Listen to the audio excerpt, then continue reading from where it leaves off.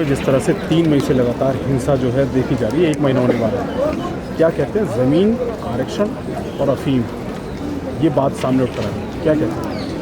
सरकार ने यही है जो एलिगेशन लगाए हैं ये बेबुनियाद हैं, बिना किसी एविडेंस के और बिना किसी सबूत के ये आरोप लगाए जा रहे हैं। पहली बात, ये जो क्लींजिंग हो रही है, हम एथनिक क्लींजिंग इसलिए कह रहे हैं क्योंकि इन्होंने बहुत सिस्टमेटिक वे में आइडेंटिफिकेशन, पहली चीज़ तो सर्वे करके आइडेंटिफिकेशन करा है, क्योंकि घरों को वहाँ पे रेड मार्किंग की गई है, जो भी आदिवासी लोगों के घर की मार्किंग की गई है। और इसी मार्किंग की वजह से जो 3 तारीख से चलती आई जो वायलेंस है इंफाल एरिया में, स्पेशली जो ट्राइबल लोगों के घर हैं और जो भी ट्राइबल से रिलेटेड है, स्पेशली कुकी कम्युनिटीज़, उनके घरों को जलाया जा रहा है और लोगों को भगा के रिफ्यूजी का नाम देके उनको भगाया जा रहा है। कौन लोग हैं जो जला रहे हैं?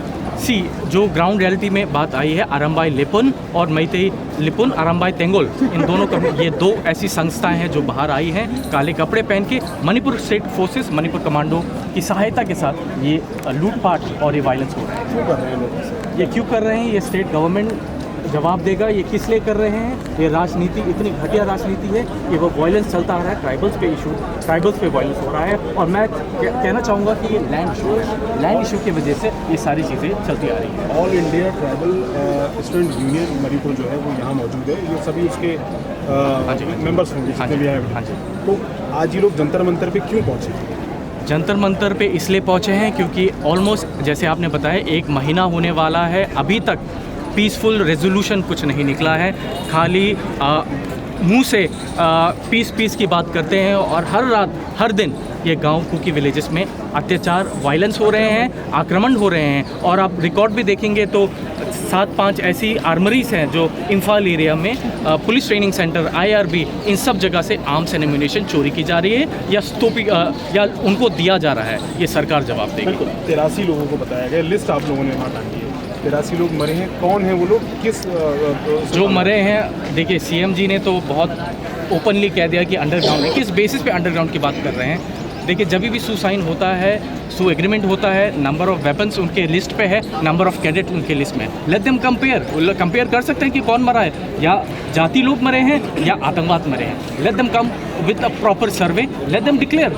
यहाँ हवा में बोलने से ये आतंकवादी है या वो है, जो भी लोग मरे हैं अभी तक, जो भी मरे हैं, जिसने विलेज को डिफेंड किया है, ये ग्रामीण के लोग ही मरे हैं। बिल्कुल। गृह मंत्री लगातार दौरे पे हैं, कोई हल निकलता नज़र आ रहा है? देखिए, गृह मंत्री के आने से पहले भी चीफ ऑफ आर्मी थे, बीजेपी के स्पोक पर्सन थे और इंटेलिक्यूटर भी थे, तभी भी हिंसा हो रही थी, क्योंकि विलेजेस पर अटैक हो रहे थे।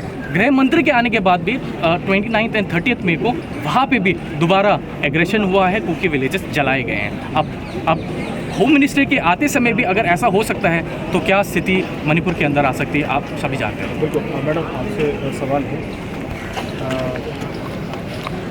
कि जिस तरह से आपके साथी ने बताया है, तो क्या आप देख रही हैं ग्राउंड रियलिटी क्या है? क्या नाम है आपका? मेरा नाम लिन बॉय है। कहाँ से हैं आप? मैं भी मणिपुर से हूँ जी। क्या देख रही हैं आप जिस तरह से ग्राउंड रियलिटी पे? और ग्राउंड रियलिटी पे जैसे कि हर कॉन्फ्लिक्ट महिलाओं पे अत्याचार होती है, तो वहाँ पे महिलाओं का भी शोषण हो रहे हैं। बहुत सारी बेबस माँ और बच्चे जंगल से शरण ले रहे हैं, क्योंकि वो अपने गांव में नहीं रह सकती, गांव को जलाया जा रहा है।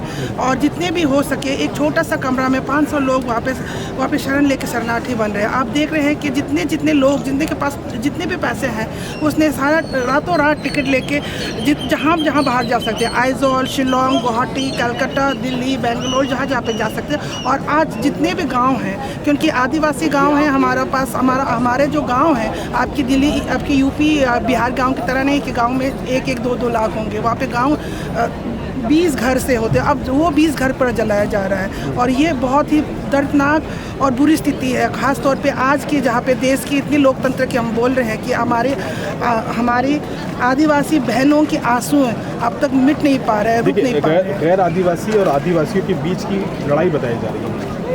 हाँ, ये गैर आदिवासी और आदिवासी की लड़ाई है, क्योंकि ये षड्यंत्र है कि ST स्टेटस की मांग जो लेना चाहते हैं, क्योंकि वो आदिवासी की जंगल ज़मीन को हड़पना चाहते हैं। एक बड़ी षड्यंत्र है।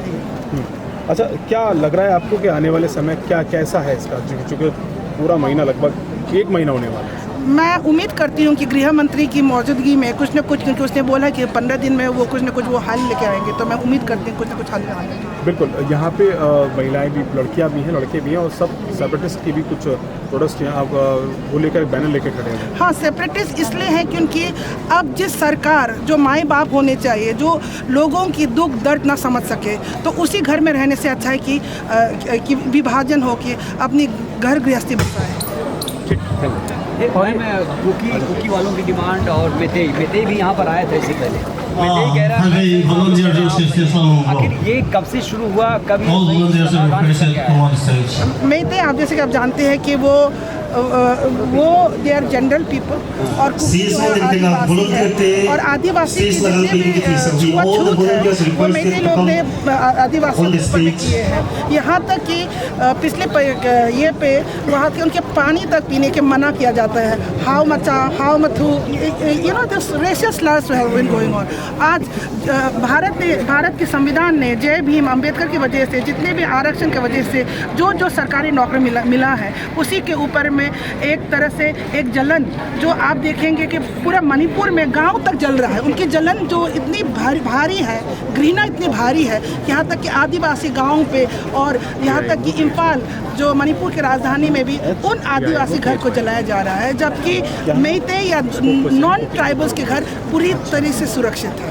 जिम्मेदार कौन है इसके लिए, क्या लगता है? जिम्मेदार तो तरमभाई मेती लिपुन और तरमभाई ये दो संस्थाएं हैं जो उसको लगता है कि जो मेते की जो बीते हुआ घर वापस लाना चाहते हैं, और इसलिए वो आक्रमण, सबसे ज़्यादा आक्रमण वो आदिवासी पे करना चाहते हैं, ताकि उसको हिंसा के माध्यम से वो अपने घर वापस लाना चाहते हैं। जो हिंसा जो है वैली में ज़्यादा है या माउंटेन? हिंसा डेफिनेटली बहुत ही स्ट्रैटेजिकली वैलीज में ट्राइबल घरों पे है, और अगर देखा जाए कि फुट हिल्स और जितने भी फुट हिल्स में जो गांव है, सारे गांव बस्ती में जलाया गया है। तो अभी तो सरकार कोशिश कर रही है, गृह मंत्री जी लगातार बैठक कर रहे हैं, अभी लगता है कि सिचुएशन सब नॉर्मल हो जाएगा? हाँ, ये हमारी उम्मीद है। हमारे इस उम्मीद के अलावा हमारे पास कोई और विचार नहीं है। फैसिलिटीज़ अभी मिल रही है फ़ोन की या सर्विसेज जो? अभी तो उसने कहा कि BSNL की इंटरनेट फैसिलिटीज़ खोलेंगे, उम्मीद करते हैं कि, और राशन पानी देंगे। उम्मीद करते हैं कि उनकी गृह मंत्री गए हैं तो लोगों की दुख और दर्द की, उनके बहुत लोगों ने बहुत उम्मीदों के साथ सरकार को चुना गया था, और ये सोचा था कि सबका साथ सबका विकास, आज भी कुकी लोगों का भी विकास होंगे और सबका साथ ये हो रहे हैं। हमारे डबल इंजन की सरकार है, वहाँ कैसे दिक्कत आ सकती है? उसके बावजूद भी ये है ना, ये सबसे बड़ी विडम्बना है कि डबल इंजन सरकार उत्तम भारत में, आज के देश में मणिपुर में आदिवासी आज शरण लेना पड़ रहा है जंगलों में। ये सबसे बड़ी विडम्बना है। या आप मुझे बताइए, जंगलों में शरण लेना पड़ रहा है? हाँ, क्योंकि उनके घर और गांव में जलाया गया है, गिरजा घर जलाया गया है, और उसके पास जाने के लिए और कोई जगह नहीं। उनकी खेती के जितने फसलें जलाए जा रहा है।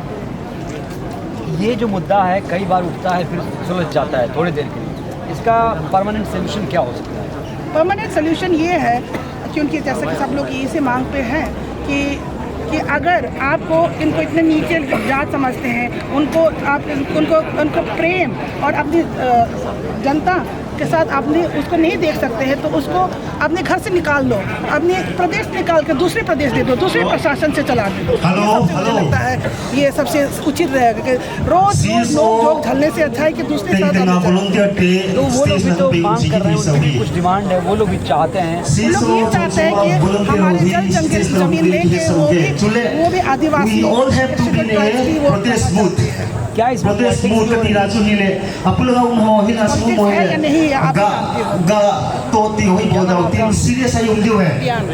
लियान?